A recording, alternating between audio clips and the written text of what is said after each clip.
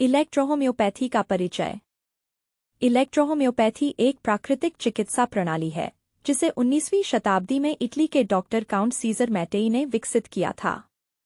यह चिकित्सा प्रणाली विशेष रूप से मानव शरीर के रक्त और लिम्फ प्रणाली को शुद्ध और संतुलित करने पर आधारित है।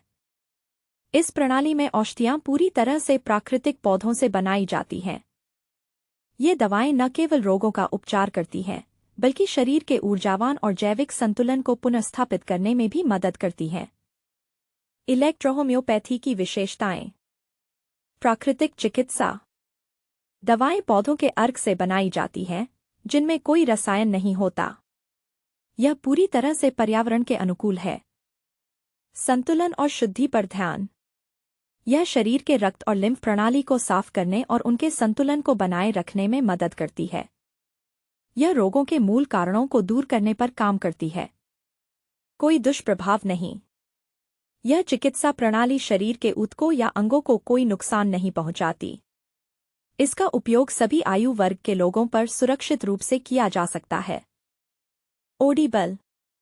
यह चिकित्सा ओडिबल ओडिक फोर्स पर आधारित है, जो शरीर की ऊर्जा को पुनर्स्थापित करता है।